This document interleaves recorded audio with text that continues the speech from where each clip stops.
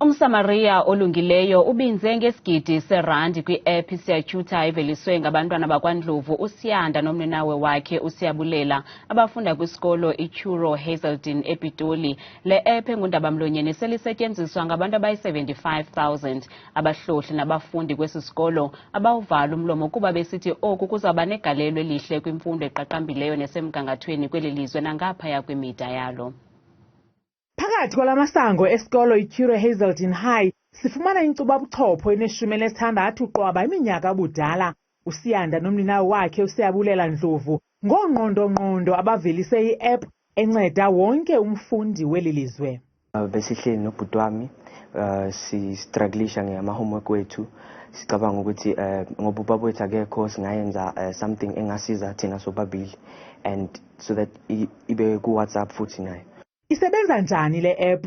Uqala u-add inamba yethu kwifoni yakho i-087 2500532 and then uyakhuluma nayo njengoba ukhuluma nomngane wakho or family member and then you start asking it questions, umbuze uthi yini ostrugglisha ngayo esikoleni and then yona izokuphendula from the Python.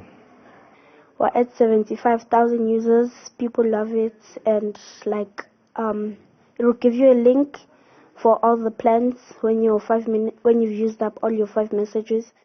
Sele kukho abafundi abaxhamleyo kule app yaye bakhuthaza ukuba abafundi jikelele bayisebenzise emakhaya khona ukuze bangaphazamisani nexesha lesikolo.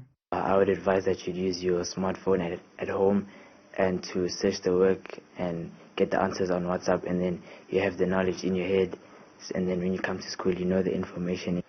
This is not something that was taught in the classroom. So we've got a learner who recognized there's a need, a real life challenge, and they resolved it by teaching themselves basically how to create this app. Inqununu umnumzana PLRU ithi isigidi seerandi abathwejize ngaso kwentonga yomnquma ngumsamariya olungileyo abantwana sizawunceda ukukhulisa elivelatanci. We're so excited to know that there's people out there wanting to invest in young lives. Here's an app that can make a difference, not just in our country, and that million is going to make it possible to go internationally.